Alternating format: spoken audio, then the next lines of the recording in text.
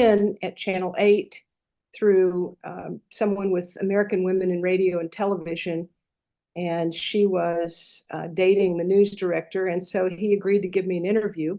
And I went in there and he said, "So tell me about your news background." And I said, "I got nothing. I don't have a news background." And he said, "Well, then I really don't think we have anything to talk about." And at that point, Sidney Benton, his assistant, came in and said, "Thanks for coming by," but I begged him. I went back and I said, "Look, I'll do anything. I really want to work here." It was WFAA. It was 1979. And it was Marty Haig, who just an icon in our business. And he said, "All right, I tell you what, we just invested a lot of money in this new technology to do electronic news gathering, and we need somebody to carry the deck, the tape recorder, and keep the camera person from stepping off the curb into traffic." And I said, "I'll do it. It's fine." So that was my first job, and I loved every minute of it. But it was great. I mean, it was a lot of fun, and they would let us go anywhere there was a Texas connection.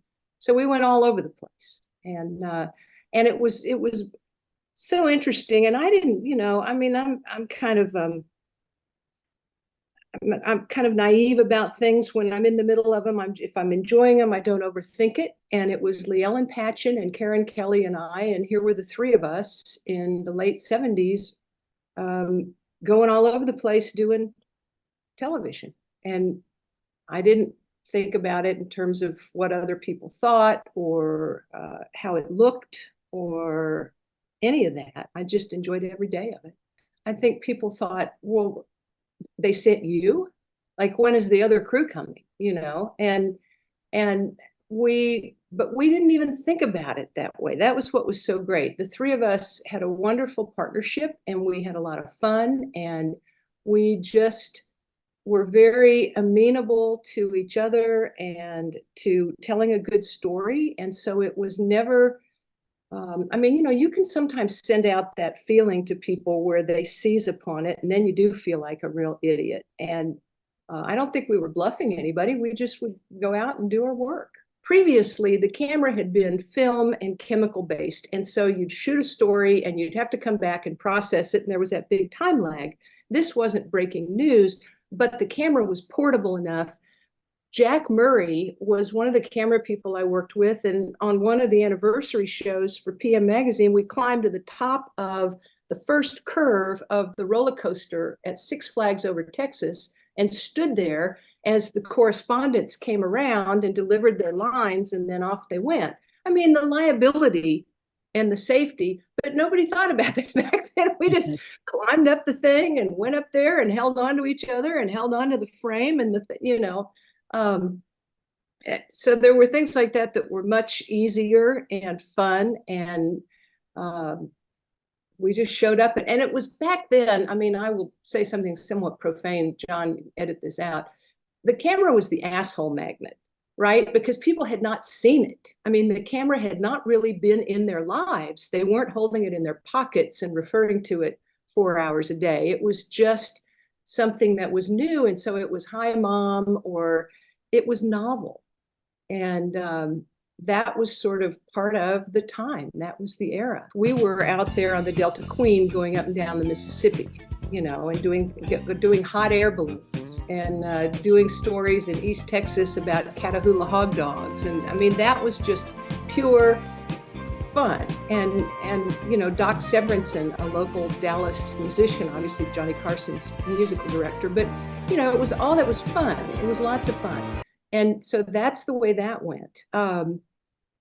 I worked there until I had an offer to go and do the national level of PM Magazine, which was in San Francisco. And that was still fun. I mean, it was magazine entertainment. It was meant to be something that ran kind of as an interstitial between the local news and prime time. So that's what it was. It wasn't ever terribly cerebral, I mean, it just wasn't. But the national show I produced for Chef Tell, who was fun. And, the German guy that, very simple, very I see you, and we'd get all this mail. And he said, oh, we're so popular. And I said, no one can understand you. And that's why they're writing us for the recipes, because they don't know what you just said. But that was lots of fun. That was fun.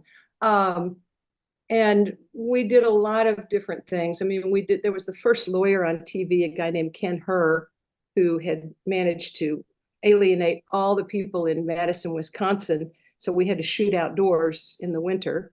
And we did more like legal eagle stuff, like what happens if the dry cleaner ruins your shirt, or, who's liable, and things like that. And that was a whole bunch of fun. That was, I mean, again, I didn't have a career path. I didn't have like, oh, I need to be here at this point in time. I need to be here. I need to be here. I never dreamed I'd go to San Francisco. Never.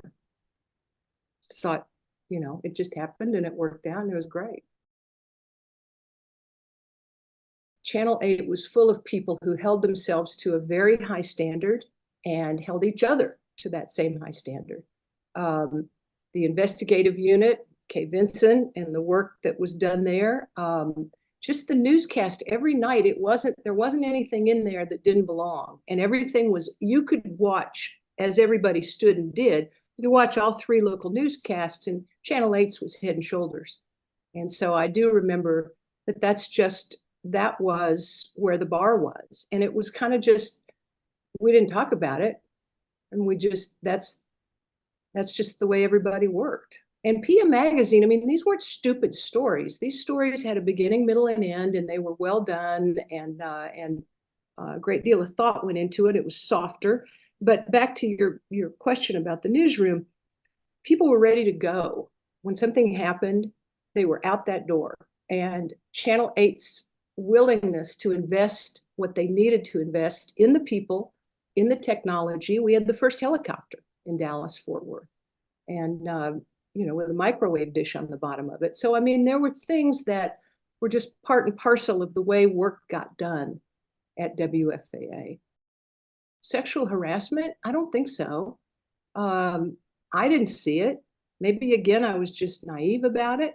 But, and tension, I mean, I don't think I can say that was part of my experience there. I think that at the beginning now this is kind of a twist. I was brought in to be one of the production assistants, and it bumped someone else who was loved in that newsroom. And I didn't know any of that. I had no idea. And I came in with 0 credentials. And I think women can be harder on each other. And that kind of snippy and kind of, I mean, at a funeral several years ago, somebody came up to me and said, you came in with all this privilege. And I said, what? And they said, oh, yeah, and you bumped this person. We all love this person. I thought, oh, my gosh. And I had one boss that was she was horrible to me. And that was the first time I'd ever experienced that. So I don't think it wasn't sexual harassment. It was probably some jealousy. I thought it was, looking back, it was terribly unprofessional. But I think women have their own language for being critical and dismissive and trying to draw out an insecurity or an inadequacy instead of just, I mean, men throughout my career, they cut to the chase. If you're working on something, they're pretty straightforward about it. And if something goes wrong, then they talk about it and you get it done. I have had experiences where it's been harder to work for a lot of women than men. And it might have been that I've kind of operate with this Chauncey Gardner kind of naivete that just kind of go through life like the accidental tourist. That stuff might have been happening, but I didn't. I don't think I was aware of it. Tim Allman had spent hours. He is a very gifted cameraman and editor and producer, and he had shot a story on somebody that was a musician. I can't remember the details, but my job was to edit what they called the ins and outs and cut all this stuff together. And it wasn't, you weren't doing it digitally. It was linear editing. And I erased part of the master that he had worked on. And I mean, I took a big old chunk out of it and didn't realize that I'd hit record on the wrong machine. Oh my goodness, the sparks flew, and I deserved every bit of it. I mean, I was like skulking around and slinking around and felt very badly about it. And that I remember as a major mistake. Back then, everything was done on those big 2-inch Ampex.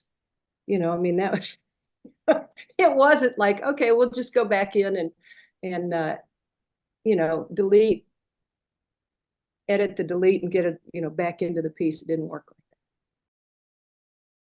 like that. I ran around with that tape recorder on my shoulder for the longest time. And that was kind of, I felt like a human pack mule, but I loved it. Loved it. But it just was natural. And the guys were the first with the cameras out in the field and so on. They were delighted to have me and the other production assistant carrying all the stuff and backing them up and so on. But yeah, it was, I mean, I look at some of the things, if I had to do a live shot now, the last live shot I did was probably 2019. And if I had to do it now, I'm sure there've been all kinds of advances that make it much more portable. I mean, I remember going out, this has been probably early 2000s, and talking to a guy with my phone and then sending it to New York. And the guy's son-in-law had been arrested at DFW. I think there was some passport issues and they suspected him of taking part in some kind of terrorist plot, or allegedly.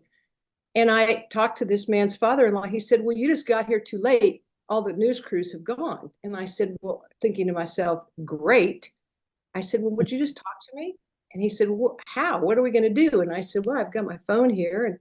And so being able to send that to New York and call the desk, and they said, you don't have a crew. I said, no, but I've got my phone. There was a story in Albuquerque with some homeless people that were murdered, that were sleeping on mattresses out behind a liquor store. And it made national news. And that was probably 2005, maybe 2006, maybe a little later than that. Anyway, I drove up, and the New York Times was there and ABC was there. I think I was working for NBC, and I got the guy in my car to tell me about it. And then we drove around Albuquerque and picked up all of his friends, and they told the story of how they'd been harassed and had had numerous things happen to them. And I shot it all on my phone, sent it back to New York. And so that took us places, just as the camera took us places in the 70s with its portability. The phone will take you places that you wouldn't normally have access to. And now it's ubiquitous. Everybody's so used to it. My first network job was at NBC. I was vacation relief. This was in the late 80s. And they put me in as vacation relief because they didn't have a head count. And it was the Northeast Bureau for NBC. It was Steve Delaney. It was a lot of Mike Jensen. It was a lot of wonderful reporters, correspondents. And GE bought NBC. And well, GE wanted to bust the union at NBC. And so there was a protracted strike. And I was walking around 30 Rock outside with a sign around my neck, which that's one of the things about starting at WFAA. It was non-union. Texas right to work was a big piece of it. Those opportunities weren't there for people back in places like Pennsylvania and Massachusetts. They couldn't just do what a lot of us, myself included, were able to do. At any rate, people would say, I'm standing there walking on the picket line. Where's the Rainbow Room? We were on strike, I want to say, for 2.5 months, maybe longer, without a paycheck in New York. That was and then I was and they would come and take all the management to and from work in Lincoln Town cars, and they'd push these grocery carts full of roast beef and catered food, and they sat at our desks and did our jobs. That was not fun at all. It was horrid. And so that was made it very clear that there's the money people, and there's people that own the plantation, there's people that work on the plantation. And then I lost my job when they finally resolved the contract, and I had to join a union in that position. But NABET, and I've been in the Directors Guild. I think I've been in 3 or 4 different unions, done the same job for 40 years, which was always interesting. But at any rate, I was the first person laid off because I was the last person hired. And so I thought, my goodness, that this is the way this works. Things are shallow, in my opinion. They are not anywhere near, I don't get what I need out of watching a network newscast. 22 minutes, it's just top line. And I think I remember at NBC, we did a story on PCBs in the Hudson, and the phone rang in Tom Brokaw's office, and they said, kill that story. And that was because GE was responsible for those PCBs in the Hudson. And that was a huge, huge issue in that newsroom and demoralized all of us. And as I remember, we killed. It's about money. It's not about what they can get done.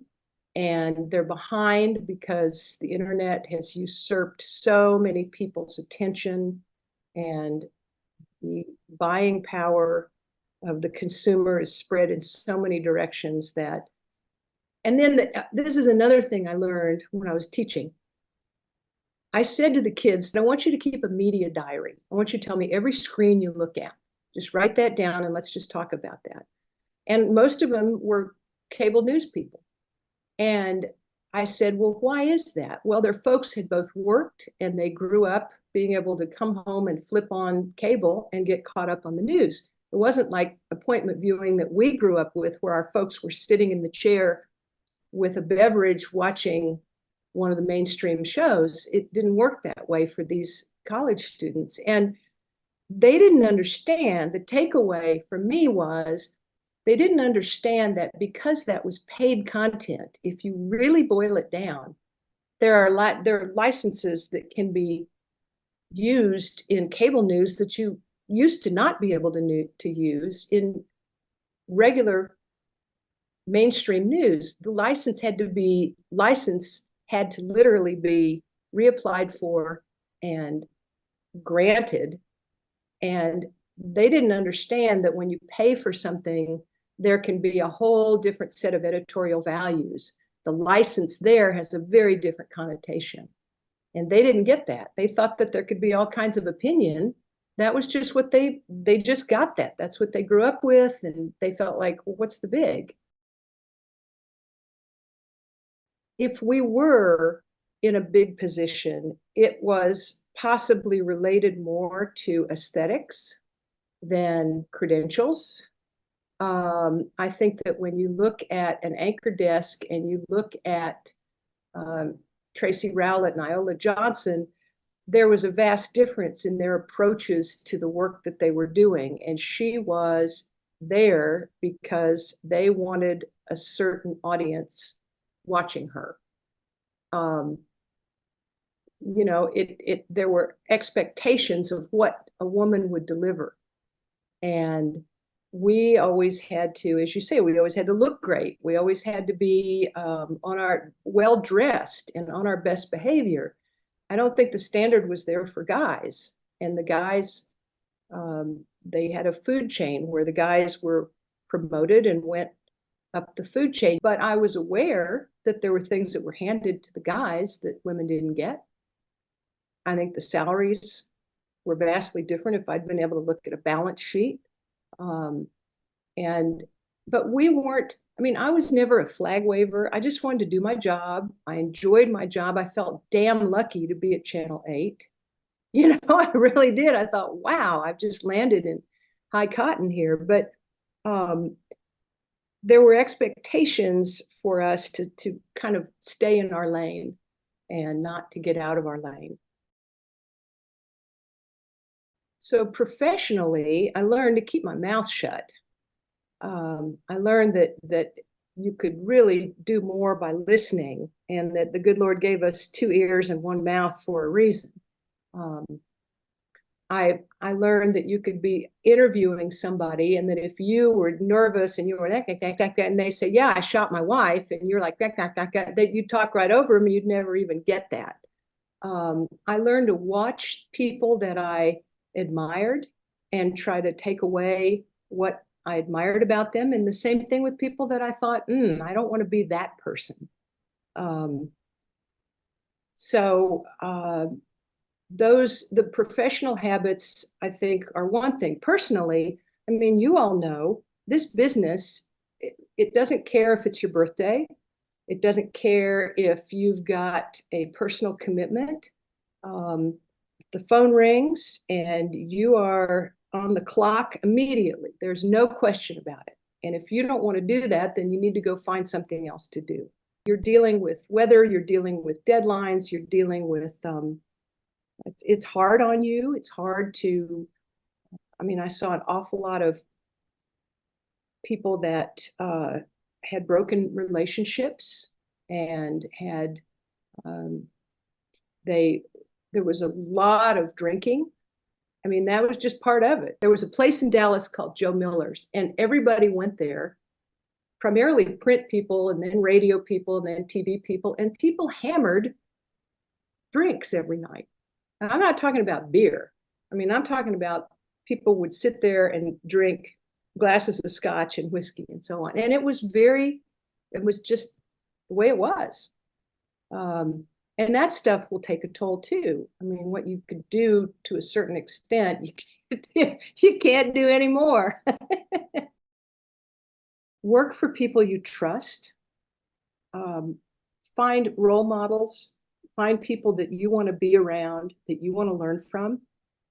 You know, it's kind of like you look like your dog, right? If you're working with these people for a long time, you start to emulate them. You start to be the way they are. You start to pick up their habits, and hopefully you find some good people to work for. Be aware of your own standards. Don't compromise. If there's something that you're being asked to do and you don't think it feels right, use that compass, tune it in like a radio, which that has zero relevance for young people today, but fine tune your ethics and find a way to really decide how you feel about something if you're being asked to do it. Having said that, don't make up your mind before you've really done a thorough job. If everybody else is standing in front of the burning building and they're throwing children out the window, go around the back and see what's going on back there, and try to find another angle to what's happening, and not just the same thing everybody else is doing. And be polite, and never ask anybody to do something that you would not want someone to ask of you or a member of your family. I will go ahead and talk about this because it's kind of in the rear view, but when I got a call from a producer here in Dallas for 60 Minutes who said, hey, we're working on a story about the president and his National Guard duty, and would you like to work on this? And I mean, I thought 60 Minutes, woo, and I went into the chair's office at SMU and I said, I'm going to do a piece for 60 Minutes. I was just like, and what that turned into was a story that was on before it should have been on. There were only 4 of us that worked on it. There was the producer, there was an anchor, there was a guy that had been a researcher for an author in Austin, and there was a retired military man and me. So there were 5 of us. And I was not in the front seat, but I was in the car.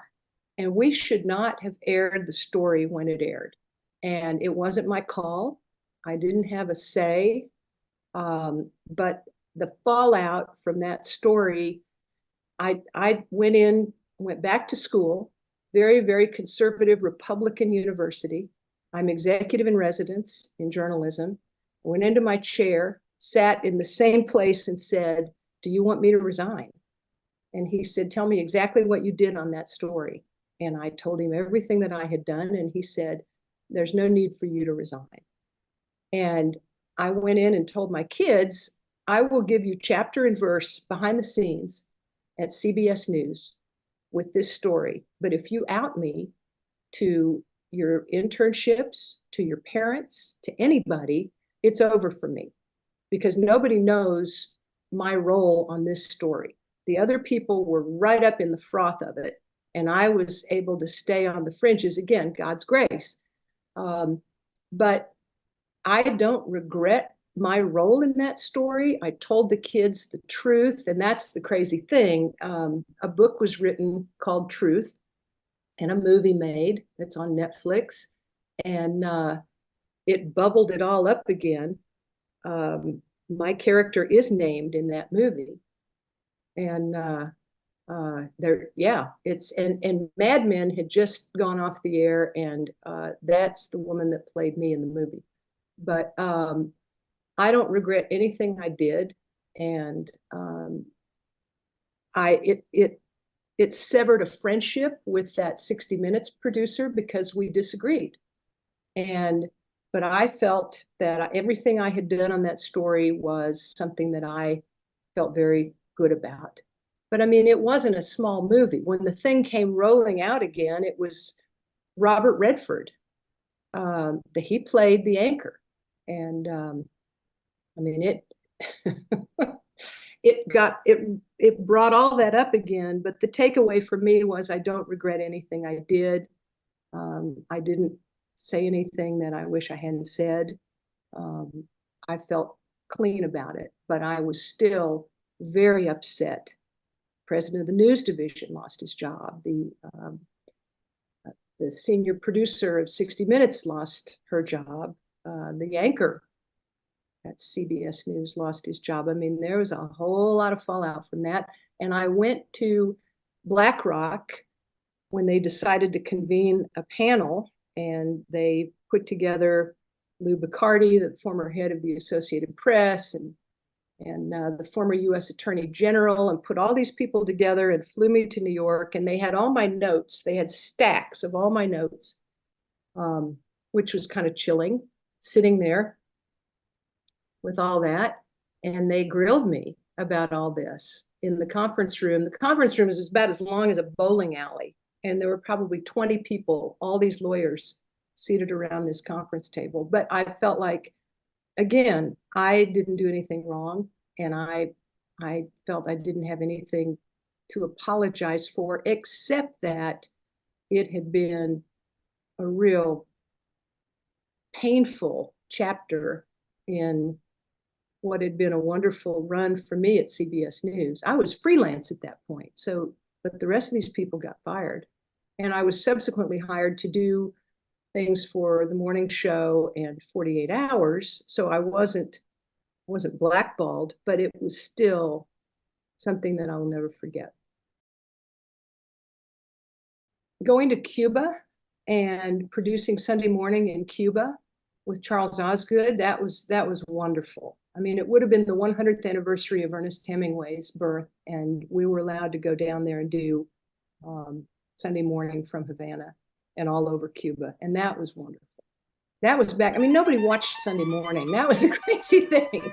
It was like, we couldn't get arrested on Sunday morning, but it was still the best place to work. Meeting James Taylor, one of my childhood idols, and getting to know him, and also some of the stuff that's really painful and horrible, like the Parkland school shootings. When you are with people whose families are grieving and have lost family members under violent circumstances, that's just a horrible, horrible thing. And your job is to try to find a story. And we were, again, God's grace, the teacher in the room, Ivy Seamus, had been teaching about hate. And it was Ash Wednesday, and she was teaching the Holocaust, when the gunman burst through the glass door of the room with the barrel of the gun and killed 3 kids in her classroom. And she was willing to talk to us. And all the kids came to the Marriott, and after, they hadn't even seen each other since this happened, and they all sat and talked to us. And I did the interview, the course, they didn't have a correspondent with us yet. And that was something that I came away feeling like I wanted to remember how they felt with a camera and all their peers and somebody asking them, having just lived through this horrible thing. And Princess Diana, that was another one. We did Sunday Morning from scratch, and our perspective was the role of the paparazzi. And where does privacy come into play? And that, we won an Emmy for that, which was great. It wasn't about the Emmy, but it was about just like, let's find, everybody else is all about the sensationalism and Dodie and all this stuff. And she's on the yacht and the bikini, and that wasn't where we wanted to go. We wanted to try to find another way to add to the story. So I'm very proud of that. I was young. I kind of found myself, it was kind of like a replay of what had happened at Channel 8, where I was like the youngster, because I came from the morning show, and people didn't come from the morning show to Sunday morning. And I was in there with the old guard, is what they all kind of called themselves. And I was an upstart, and that didn't go over very well. But I was able to work with wonderful Jerry Bowen, Terry Smith, Martha Teichner. These were people that were kind of aging out of the evening news, but they were great writers, and they had such perspective. And those people, we had a blast. I mean, I worked my fanny off, and they had the perspective and taught me so much. And that combination worked really well. And that made things very, very sweet. And Charles Osgood and Charles Kuralt, I mean, nobody like him. I never dreamed I'd work for Charles Kuralt. First time we did a story, we were in Delaware. Howell Raines, the editor of the New York Times, had written a book called Fly Fishing Through the Midlife Crisis, and about all of the relationships he thought, women were like catching fish, and then he'd kind of come to his senses. And so we went to the Rappahannock in Delaware, and we were setting up, and we were at the top of the riverbank, and Howell's boys were with him, and they were fishing down below, and Charlie drove to all the stories. He didn't like to fly. And he was standing with me up on the bank, and I said, Charlie, don't you want to go down there and fish? Because he had an entire trunk full of fishing gear and a frying pan and, olive oil and all kinds of stuff. And he said, well, no, I'm not the story.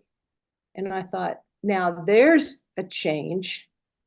PM Magazine, the correspondents couldn't get enough FaceTime, and Charles was not the story. And the back end of that story is that I went into his office with a script where I'd hauled out the biggest words I could find, my first script for Charles Kuralt, and he looked at it with his number 2 pencil, and he said, well, we have some work to do here. And I said, I'm just cringing and quivering, and I had described fly fishing with a paragraph that was probably, I don't know how long, half a page. And he looked at me and he said, well, how about this? He said, to seek to fool a fish with a bit of fur and feather. And I was like, to seek to fool a fish with a bit of fur and feather. For so many reasons, that was just incredible writing. And to be exposed to that was fantastic. That was wonderful. To be able to do something you enjoy is the greatest gift.